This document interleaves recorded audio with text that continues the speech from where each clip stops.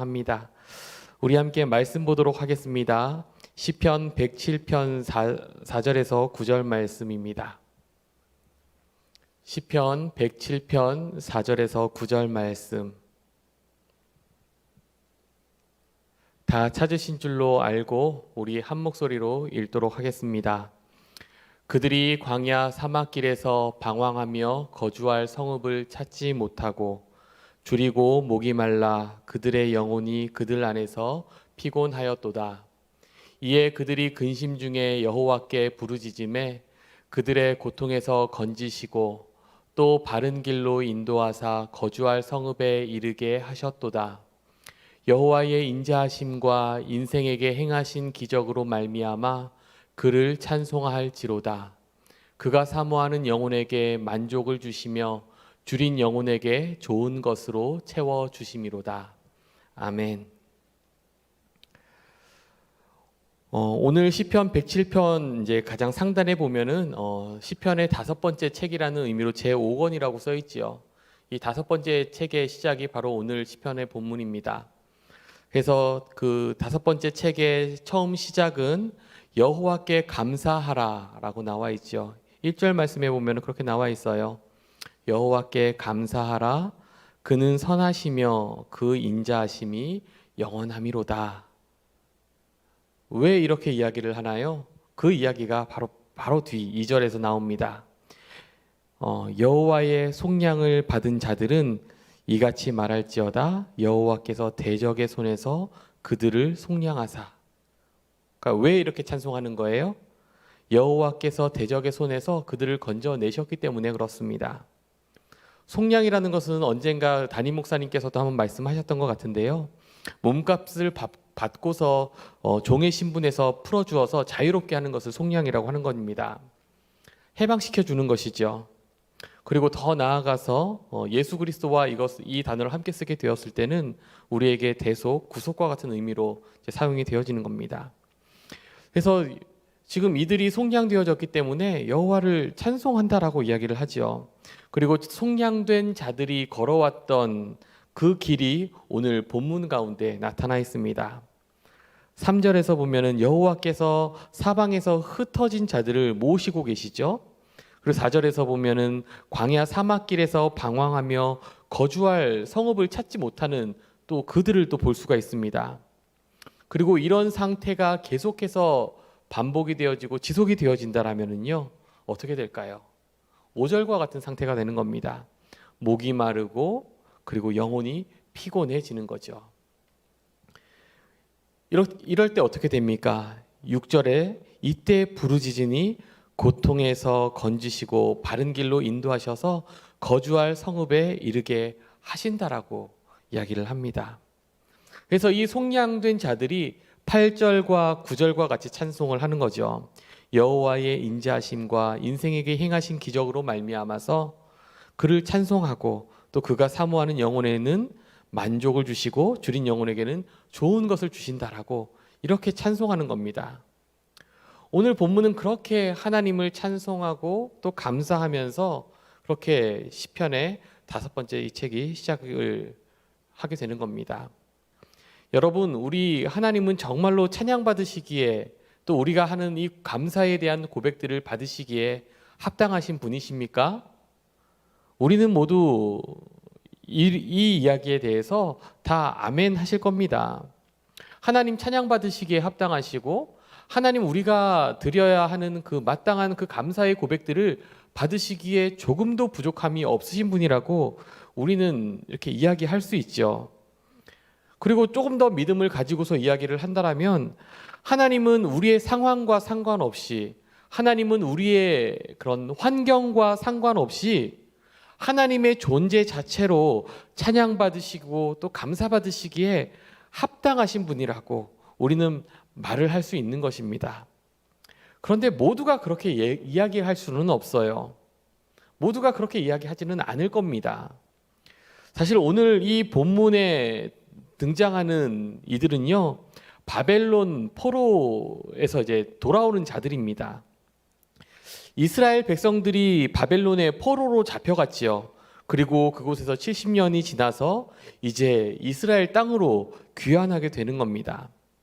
그리고 포로에서 자유케 되어서 돌아올 수 있었던 이유는 그들이 뭐 어떠한 역할들을 하고 뭐 싸움을 잘 감당하고 그들이 승리해서 이렇게 돌아오는 것이 아니라, 그들의 힘과 노력으로 돌아오는 것이 아니라 철저히 전적인 하나님의 은혜로 말미암아 돌아오게 되었음을 우리는 성경을 통해서 알 수 있습니다.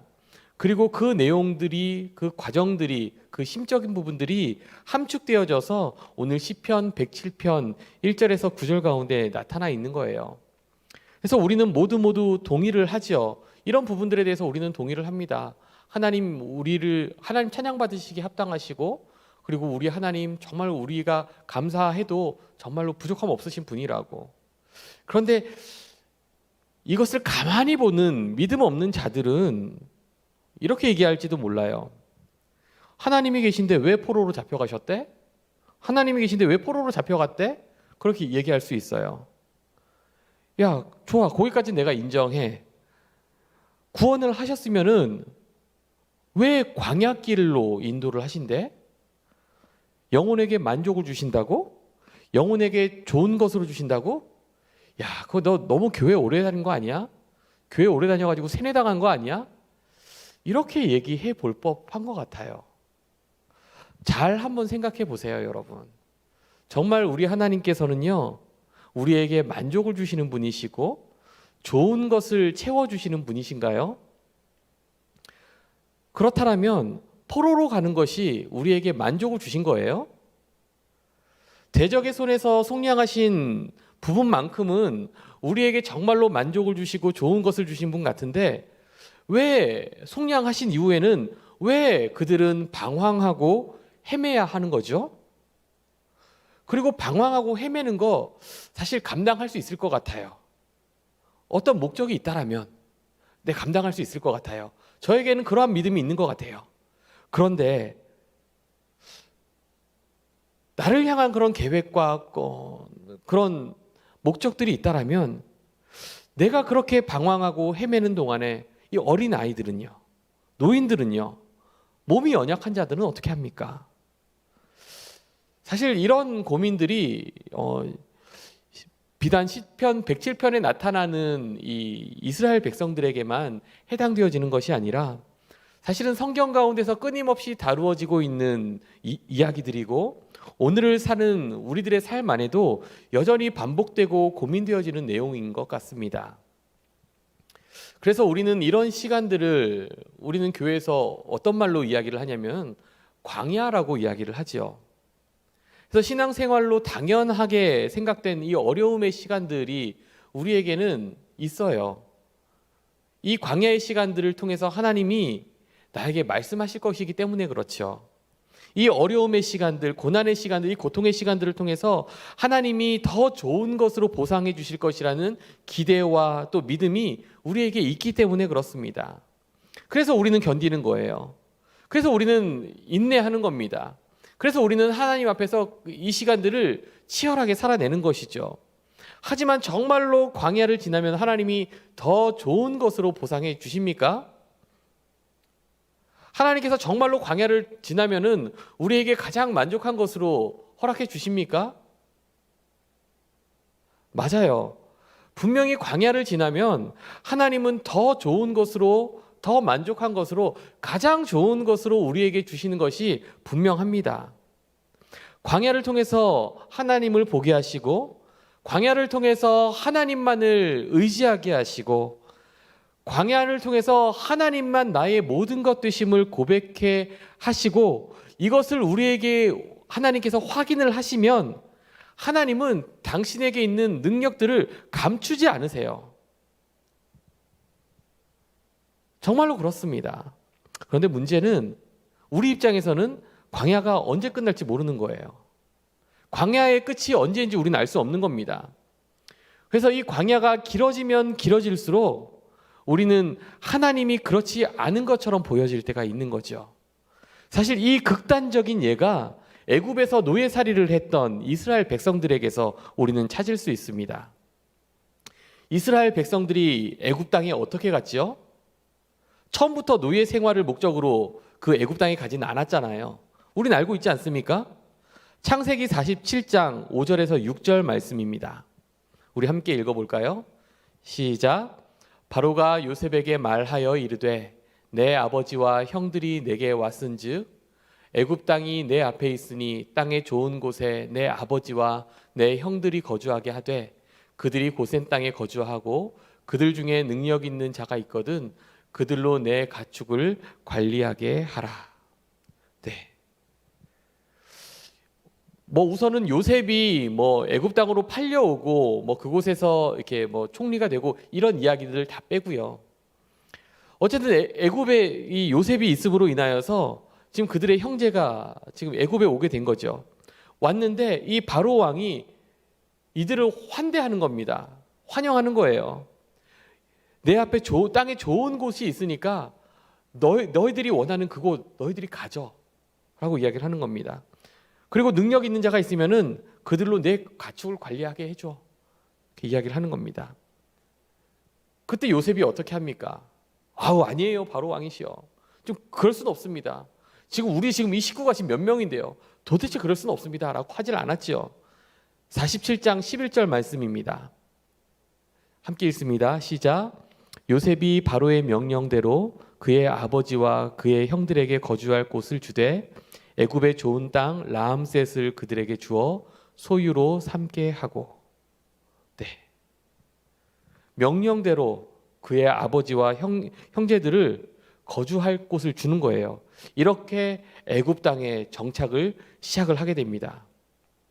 라암셋이라는 더 좋은 땅에서 이제 그들의 삶을 시작을 하는 거죠.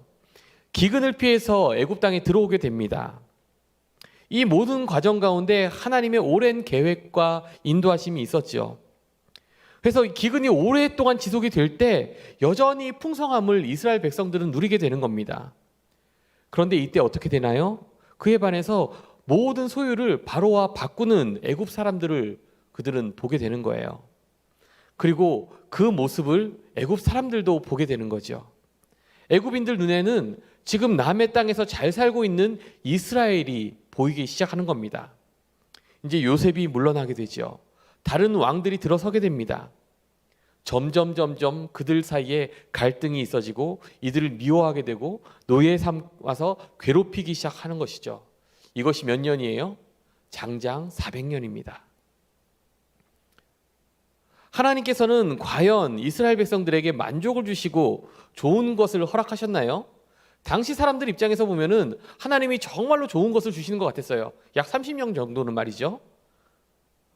정말로 저들은 지금 이 기근 때문에 너무너무 고생을 하는데 우리는 너무너무 풍성하게 사는 거예요. 하나님이 정말 축복을 주시는 것 같은 거예요. 그런데 그 이유는요? 그 이유는 전혀 그렇지 않은 겁니다. 그런데 우리는 이 모습을 보면서 성경을 통해서 우리는 이미 이 스토리를 다 알고 있고 또 많이 배워왔기 때문에 하나님께서 이들을 향해서 어떤 목적을 가지고 계신지 계획을 가지고 계신지 알고 있기 때문에, 그래서 결과를 알고 있기 때문에 우리들은 하나님이 정말로 이들에게 가장 좋은 것을 주신다라고, 그리고 하나님이 가장 선한 것을 주신다라고 우리는 예스라고 말할 수 있지만, 당시를 살았던 사람들은요, 그 400년 가운데 몇 명이나 죽었겠습니까? 30년 동안 잘 살고 400년 동안 노예 생활을 했는데 이것이 정말 과연 이스라엘 백성들에게 가장 좋은 것을 주시는 하나님인지에 대한 이 질문에 이 당시를 살았던 이스라엘 백성들은 뭐라고 대답을 했을까요? 노예 생활 400년이라는 시간은요, 40년을 한 세대로 본다라면은 10세대가 흐른 겁니다. 그리고 25년을 한 세대로 본다라면은요, 17세대가 흐른 어마어마한 시간이에요. 그런데 그 시간 동안 무엇이 반복이 됩니까? 고된 노동이 반복이 되는 거예요. 고된 노동 가운데 그들이 계속해서 있는 겁니다. 모든 것을 잃어버리는 거죠. 그리고 잃어가는 시간들을 그들은 하루하루 살아가는 겁니다. 재산을 잃습니다. 꿈도 잃게 됩니다. 소망도 잃게 되죠. 그들이 가지고 있었던 이 공동체성도 잃게 됩니다. 신앙도 잃게 되는 거예요. 그게 그들에게 주어진 400년의 시간인 것이죠. 여러분, 당시의 사람들은 신앙교육을 어떻게 했을까요? 지금 우리는 주일학교가 있어요. 또 우리 그 부모님들이 또 이런 신앙적인 관심이 있어서 자녀들을 신앙교육을 해보려고 힘도 쓰지요. 근데 당시는 뭐 책도 없고 아무것도 없는 거예요. 구전으로 신앙교육이 되는 겁니다. 아빠, 하나님은 누구야? 그러면 아빠가 열심히 이야기해 주는 거예요. 하나님은 왜 이렇게 하셨지? 하나님은 이러이러해서 이렇게 하셨지. 그렇게 이야기해 주는 거예요. 우리 아이들이 얼마나 질문이 많습니까? 당시 아이들도 그랬을 거예요.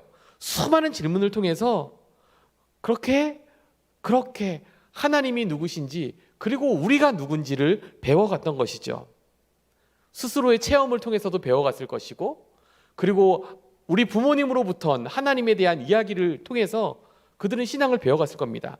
그래서 아브라함의 하나님, 이삭의 하나님, 야곱의 하나님 배워가는 거예요.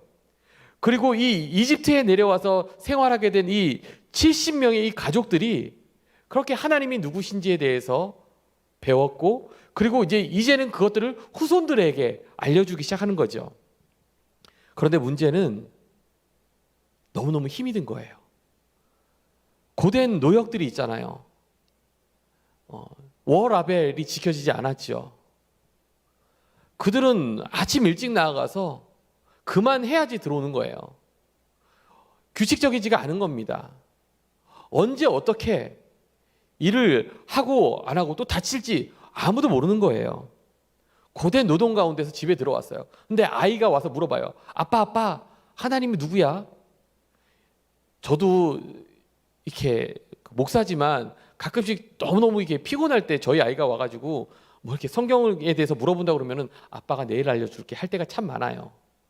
근데 당시 사람들은 안 그랬겠습니까? 하나님에 대해서 알려주는 것이 쉽지 않았을 거예요. 점점 물리적으로 신앙교육하는 시간들이 줄어들기 시작하는 겁니다.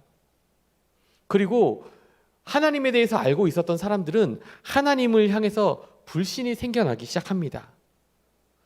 하나님 좋은 분이라면서. 그런데 왜 이렇지? 지금 왜 우리의 삶은 이런 거야? 하나님이 화가 나셨나? 하나님이 우리를 버리셨나? 아니면 하나님이 힘이 없어지셨나? 이런 생각들을 하기 시작하는 거죠. 그런데 이때 이것으로 끝나는 게 아니라 애굽의 이방 신들이 눈에 들어오기 시작합니다. 그리고 그들에게 다른 세계관이 덧입혀지는 시간들이 바로 이 400년의 시간인 거예요. 고대 이집트의 신과는요, 필요할 때마다 찾을 수 있는 다양한 신들이 있었다고 합니다. 뭐 임신이 필요하면 어떤 신, 뭐 출세가 필요하면 어떤 신, 전쟁이 필요하면 어떤 신, 아주 다양한 신들이 있어요. 그래서 신들마다 다양한 역할이 있고, 그리고 그 중에 가장 최고의 신은 태양신인 거예요. 이스라엘에게 하나님은 유일한 신이었는데 점점 이런 현실 속에서 다양한 신들 가운데서 살아가게 되면서 다양한 신들을 섬겨가는 그 애국 가운데서 살아가면서 하나님이 정말로 유일신인가라는 생각을 하게 되는 겁니다. 그런데 문제는 하나님이 이 강력함들을 그들 가운데서 나타나시면은 역시 그럴 줄 알았어 라고 할 텐데 안 그런 거예요.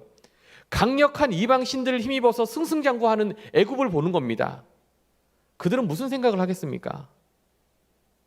당시 이집트는 최강국이었어요. 오랜 시간 많은 전쟁에서 승리했어요. 자, 누가 전쟁에서 이기고 땅을 정복합니까? 힘이 세고 그 군사력이 강한 그들이 승리하는 거죠. 강하고 힘센 사람들이 승리를 하는 겁니다. 믿음 좋은 사람들이 승리하는 것이 아니라 강한 자들이 믿음 좋은 사람들이 그 전쟁에서 승리하는 것이 아니라 힘이 세고 강한 자들이 승리하는 것을 400년 동안 보고 느끼는 거예요. 자, 이 정도가 되면은 누가 신으로부터 복을 받았다라고 생각을 하지요? 누가 우리에게 복 주는 신이라고 생각을 하지요? 믿음이 좋은 사람이 아니라 힘 있고 강한 자들이 복 받은 사람이라고 생각이 드는 거예요. 지금 내가 하나님을 믿는 내가 복 받은 사람이 아니라 지금 수많은 이방신을 섬기고 있는 저 애굽 사람들이 복 받은 사람들이라고 생각을 하게 되는 거죠. 이런 일상이 계속해서 반복되어지고 또 반복되어지고 계속해서 보여지고 교육되어지고 습득하게 되고 이제 복의 개념이 왜곡되기 시작을 하는 겁니다. 이제는 신관이 바뀌게 되는 거예요. 자, 누가 더 강한 신입니까? 내가 믿는 하나님, 노예인 내가 믿는 하나님이 강한 신입니까? 아니면은 이집트가 믿는 태양신이 가장 강한 신입니까? 이들은 자연스럽게 결정을 냅니다. 그리고 이런 상태로 살고 있던 이들에게 던져진 책이 뭔 줄 아세요? 바로 창세기인 것이에요. 왜곡된 복의 개념과 신관을 가지고 있는 이들에게, 그래서 정체성이 무너진 이들에게, 그래서 아주 자존감이 낮죠. 오랜 노예 생활로 인해서 노예 근성들이 생겨났습니다. 절대로 스스로 움직이지 않아요. 스스로 움직이면 맞으니까요. 그리고 스스로를 가치 있게 여기지 않는 삶을 살아왔어요. 그런 그들에게 창세기가 주어지는 거예요. 그래서 지금 이들이 어떤 생각으로 살아왔고 그들이 어떤 생각으로 살아가는지를 우리가 엿볼 수 있는 구절이 한 구절이 있는데, 그게 바로 민수기 13장에 나타나 있습니다. 민수기 13장 33절에 보면은 한번 우리 읽어볼까요? 읽어보겠습니다. 시작. 거기서 네피림 후손인 아낙 자손의 거인들을 보았나니 우리는 스스로 보기에도 메뚜기 같으니 그들이 보기에도 그와 같았을 것이라. 내가 생각하는 나, 그들이 생각하는 나에 대해서 지금 이야기를 하고 있어요. 하나님께서 주신다라고 명령하셨음에도 불구하고, 하나님께서 약속을 하셨음에도 불구하고 그들은 지금 어떤 생각 가운데 있어요? 여전히 이 400년 동안 생각해왔던 그들 자신에 대한 정체성을 이겨나가지 못하는 거예요. 이것이 이스라엘 당시의 실제적인 정체성의 상황인 것이죠. 지금 그런 이들에게 창세기가 던져졌다는 것입니다. 그들은 왜 약속의 땅 가나안 앞에서 실패를 할까요? 우리는 답답한 거예요. 아니, 왜 하나님이 말씀하셨는데 하나님 믿고 나아가면 되지, 믿는 게 그렇게 어려운가? 하나님께서 다 승리하게 해주신다라고 했는데, 반드시 그 땅을 차지하게 하신다라고 약속하셨는데, 그거 믿고만 나아가면 되는데 왜 그걸 못하는 거야? 우린 답답한 거예요. 그런데 그들은 실패할 수밖에 없는 겁니다. 믿음이 없으니까요. 적극적인 자세가 없는 거예요. 무기력하죠. 스스로를 약하게 보는 거예요. 그들이 이스라엘 백성이었어요. 그래서 하나님은 이들의 정신 상태를 고칠 필요가 있으셨죠. 그래서 그런 의도를 가지셨죠. 그래서 이 창세기를 통해서 하나님이 그 일들을 시작하십니다. 그 일들을 행하기 시작하시죠. 그래서 이 창세기에는 이 이스라엘 백성의 이 정체성에 대한 이야기들이 나와요. 하나님이 누구신지, 그리고 내가 누구인지, 이것이 창세기의 굉장히 중요한 메시지들입니다. 그리고 광야 생활을 통해서 하나님이 그들을 계속해서 교육하고 계신 거예요. 장정 60만인 이 백성들이 하나님만 의지하고 바라보고 따르게 하는 시간들을 이 광야 가운데서 만들어 가시는 거죠. 그리고 이 공동체의 질서들을 세워나가는 책이 사실 레위기인 거예요. 그렇게 모세오경이 탄생을 하게 되는 겁니다. 자, 다시 좀 돌아가 보겠습니다. 자, 이렇게 지금 정체성이 무너지고 하나님이 누구신지 그런 모든 신앙들을 다 잃어버린 자들에게 창세기 1장이 처음으로 들려지는 거예요. 태초에 하나님이 천지를 창조하시니라. 우리에게 너무너무 당연한 이야기죠. 우리에게 너무너무 당연하고 아무렇지도 않은 이야기예요. 우리는 사실 이 말씀이 진화론이냐 창조론이냐 이것들을 논할 때만 많이 이야기를 했었던 것 같아요. 그런데 400년 동안의 종살이로 하나님을 잃어버린 자들에게는요, 굉장히 수많은 많은 신들을 보고서 살다가 출애굽한 이들에게는요, 태초에 하나님이 천지를 창조하셨다라는 이야기는요, 너무너무 파격적이고 충격적인 이야기입니다. 그리고 그 다음에 나와요. 하나님이 해와 달과 별을 만드셨다고? 그 이야기가 나오잖아요. 하나님이 그 해와 달과 별을 만드신 이야기들이 이제 이 창조의 이야기들 가운데 나오잖아요. 그러면은 이제 이들과 가장 먼저 부딪히는 게 있어요. 이들이 지금 400년 동안 어떤 신이 가장 강한 신이라고 느껴왔어요? 태양신이죠.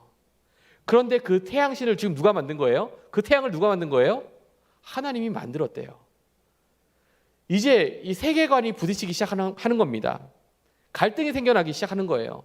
이것을 부정할 수도 없고, 부정하자니 지금 내 현실은 그런 것 같지 않고 고민이 되어지기 시작하는 거죠.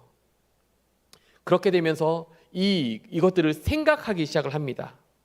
그리고 하나님이 최고의 신이라는 것, 그리고 하나님이 천지를 창조하신 분이시라는 것, 그리고 하나님이 태양을 창조하신이라는 것을 받아들이기 시작하는 자들에게 하나님이 이제 또 계속해서 말씀하고 계신 거예요.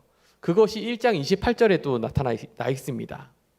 창세기 1장 28절, 하나님이 그들에게 복을 주시며 하나님이 그들에게 이르시되 생육하고 번성하여 땅에 충만하라.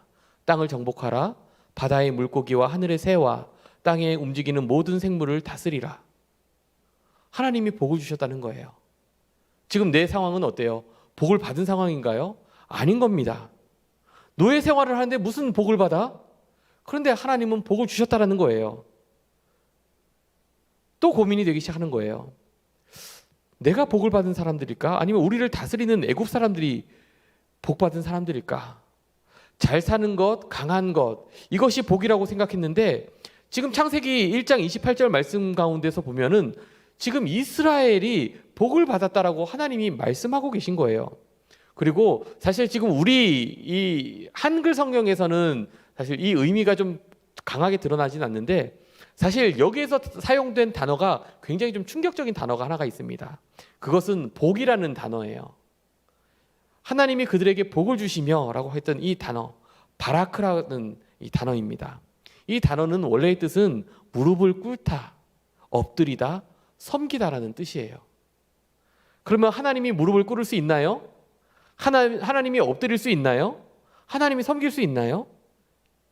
하나님이 주어로 오면 안 되는 단어가 사실은 지금 여기서 사용이 된 거예요. 그러니까 사실은 이 복이라는 단어를 들을 때 창조자가 피조물을 존중해 주는 이것을 복으로 지금 이 창세기에서는 사용하고 있는 것을 이스라엘 백성들은 우리가 느끼지 못하는 이 부분들을 느꼈을 겁니다. 하나님께서 사람들을 선택하여서 복을 주셨죠. 그런데 400년 동안에 그들은 그렇게 살지 않았어요. 그렇게 사는 모습들을 보지 않았어요. 400년 동안의 필요에 의해서 신들을 선택했죠. 좋은 신은 내 필요를 그래서 빨리 채워주는 신이에요. 이것이 신과 사람과의 관계였죠. 그래서 신이 원하는 것을 나는 주는 겁니다. 그래서 내가 원하는 것을 받는 거예요. 그것이 당시의 예배관이었어요. 그런 신 앞에서 사람으로서 살아왔죠. 그런데 오늘 이 창세기 1장 28절 말씀을 보니까 하나님이 우리를 선택해서 하나님이 우리에게 복을 주셨다라고 이야기를 하는 거예요. 이것이 하나님이 우리를 향해서 던져주시는 예배관인 것이죠. 예배는 관계라는 겁니다. 이제 이런 이해가 좀 되려는 쯤에 이제 마음 한켠에서 좋은 생각들만 있지는 않잖아요. 하나님 그런 분이시구나. 하나님 좋은 분이시구나. 하나님 그렇게 나에게 먼저 다가와서 나에게 또 이렇게 복을 주시면서 하나님이 그렇게 하지 않으셔도 되는데 우리를 창조하시고 막 이러면서 이렇게 막 그런 감동이 있는 거예요. 그런데 마음 한켠에서는 현실이 보이기 시작을 하는 겁니다. 하나님 앞에 복을 주셨는데 왜 우리는 이 모양일까? 그럼 또 생각을 하겠죠? 그럼 어떻게 될까요? 결국 누구에게까지 가요? 야곱에게까지 가는 겁니다. 도대체 우리는 여기 왜 온 거야? 우리는 이스라엘 사람들인데 왜 우리는 지금 이 애굽 땅에서 살고 있는 거야? 지금 이 생각을 하면서 결국 찾다 가다 보니까 지금 누가 있어요? 야곱이 있는 거예요. 야곱은 왜 우리를 애굽으로 데려온 거야? 좀 더 참지. 이렇게 되는 거예요. 그런데 이제 이 창세기를 계속해서 듣다 보니까 이런 이야기가 나와요. 창세기 46장 3절입니다. 하나님이 이르시되 나는 하나님이라 내 아버지의 하나님이니 애굽으로 내려가기를 두려워하지 말라. 내가 거기서 너로 큰 민족을 이루리라. 400년 동안에 사실 잊혀졌던 사실이 이 46장에 이르러서 확인이 되어지는 겁니다. 왜 애굽에 있는지가 확인이 되어지는 거예요. 야곱이 즉흥적으로 생각하고 판단해서 우리가 지금 이 고생을 하고 있는 것이 아니라, 이 개고생을 하고 있는 것이 아니라 사실 이 애굽 땅까지 오게 되는 과정에 하나님께서 개입을 하신 것이죠. 하나님이 말씀하셔서 애굽에 온 것이었습니다. 그러니까 400년의 이 종살이 뒤에는 하나님이 계셨던 거예요. 그리고 여기에 목적이 있었습니다. 그것이 뭐예요?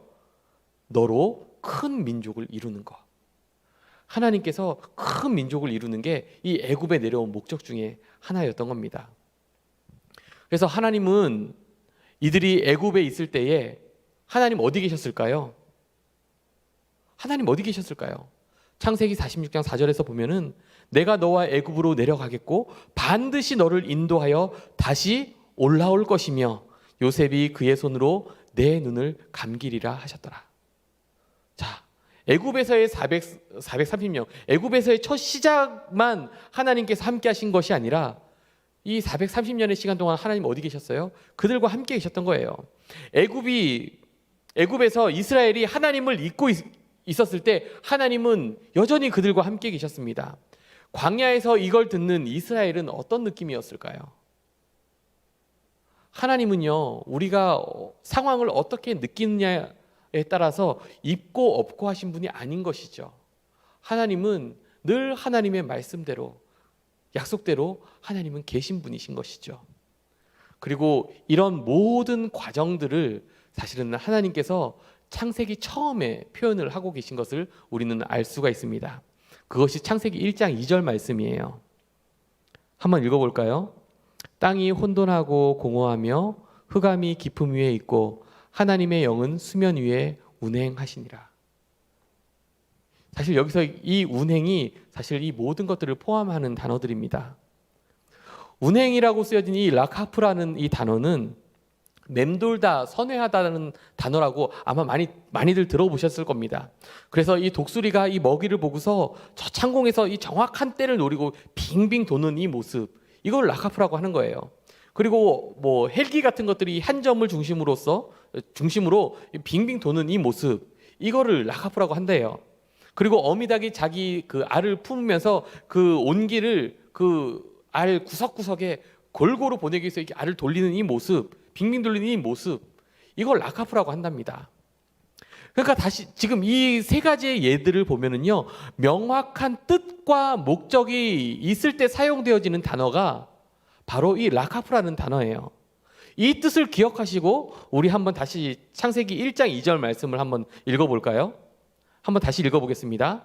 땅이 혼돈하고 공허하며 흑암이 깊음 위에 있고 하나님의 영은 수면 위에 운행, 그러니까 라카프 하시니라. 지금 하나님이 라카프 하시는 것은 그냥 이렇게 그냥 아무 생각 없이 이렇게 돌아다니시는 게 아닌 거죠. 하나님이 때를 기다리고 계신 것입니다. 하나님의 창조성과 하나님의 성품을 이 만물 가운데 깃들이고 계신 시간이 바로 이 라카프 하시는 시간인 거예요. 그리고 이 라카프 하신 다음에 3절이 시작이 되는 거죠. 그때에 혼돈이 질서로 바뀌는 겁니다. 공허가 충만함으로 바뀌게 되는 거예요. 흑암이 빛으로 바뀌어지는 겁니다. 흑암 가운데 있었던 이 400년의 삶에 하나님은 도대체 뭐 하셨을까요? 하나님은 라카프 하셨던 것이죠. 이 라카프 하시면서 이제 하나님이 바꿔가기 시작하실 때 어떻게 바꿔가세요? 말씀으로. 하나님이 이르시되. 그래서 변화는 말씀으로부터 오게 되는 겁니다. 변화가 그렇게 지금 이들의 삶 가운데 말씀으로 도전되어지기 시작하는 겁니다. 지식이 아니라.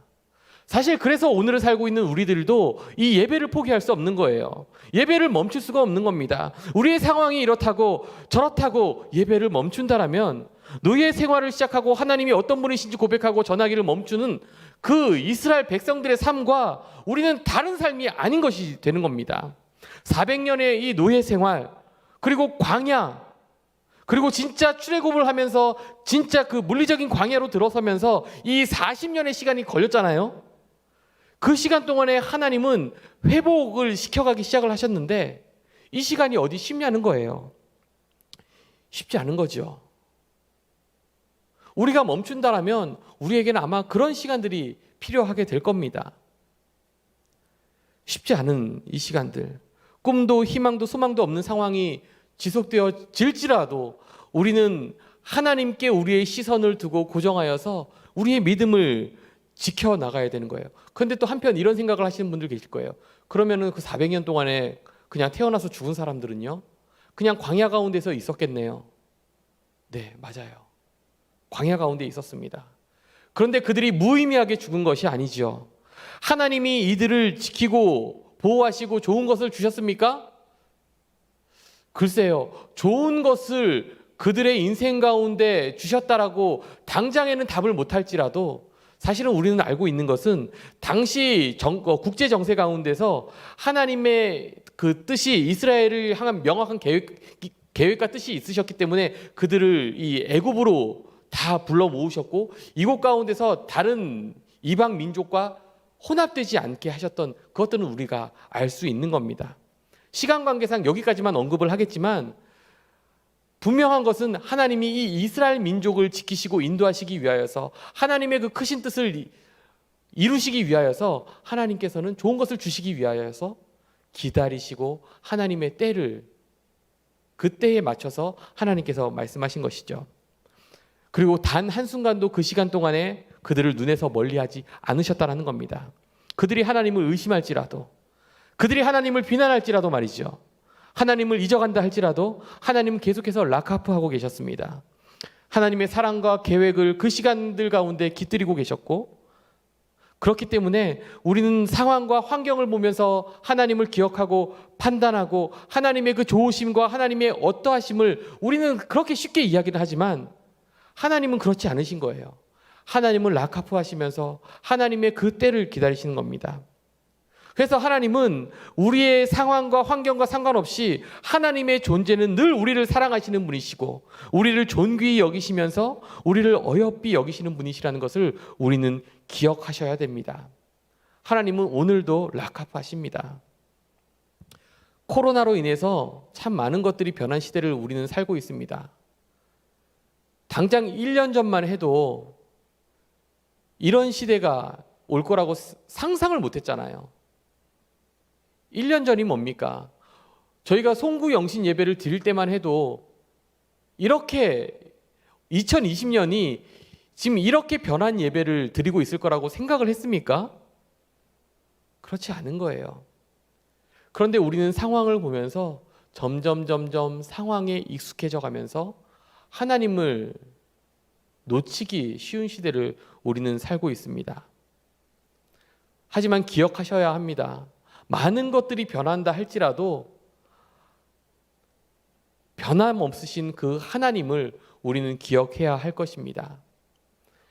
그리고 또 하나 변치 말아야 할 그 하나님과의 그 관계, 하나님과 우리와의 이 관계를 기억하셔야 할 것입니다.